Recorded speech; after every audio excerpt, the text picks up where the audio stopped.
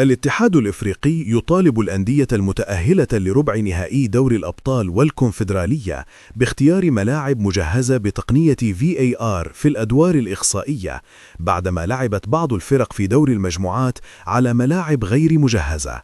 طبيب الأهلي يبلغ ياس توروب بصعوبة لحاق عمرو الجزار وزيزو بمباراة سموحة، بينما تتحدد مشاركة تريزيجيه وفق نتائج الفحوصات الجديدة.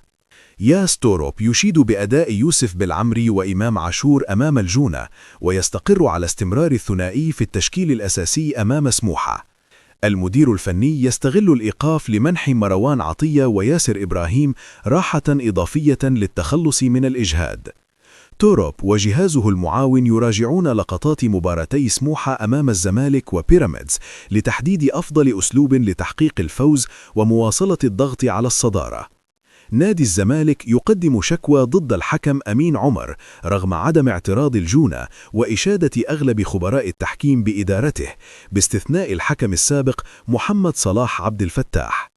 توروب يكلف محلل الأداء بمتابعة مباراة الترجي أمام الملعب التونسي وإعداد تقرير تفصيلي قبل ربع نهائي دور الأبطال. يوسف المساكني يعود لتدريبات الترجي وتجري محاولات لتجهيزه. تعيين المدرب الفرنسي باتريس بوميل رسميا مديرا فنيا للفريق. تقارير تؤكد حصول إفريقيا على 6 أو 7 مقاعد بدلا من 4 مقابل 16 مقعدا لأوروبا بعد زيادة البطولة إلى 48 فريقا. الدكتور أحمد ثابت ينفي ترشيحه للمهاجم الأنغولي كامويش، مؤكدا أن تصريحا سابقا تم استغلاله لربط اسمه بالصفقة. نيوكاسل يونايتد يدرس التعاقد مع السعودي سعود عبد الحميد. المحلل التونسي حسن الغربي يطالب بمعاقبة جماهير الأهلي، معتبرا أن عدم العقوبة يعني منح اللقب للأهلي. في المقابل، اللاعب السابق مروان تاج يرفض هذا الطرح، مؤكدا أن الجماهير لا تحسم النتائج وأن على الترجي الفوز في تونس بدل تصدير الأعذار.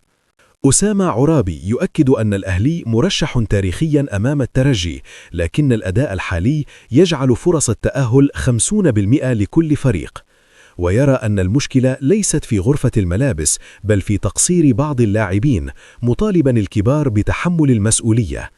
كما انتقد مستوى كامويش وأشاد ببالعمري، مؤكدا أنه صفقة جيدة رغم عدم مقارنته بعلي معلول. يرى عرابي أن بيراميدز قادر على تحقيق نتيجة إيجابية أمام الجيش الملكي، مع التأكيد أن المفاجآت واردة.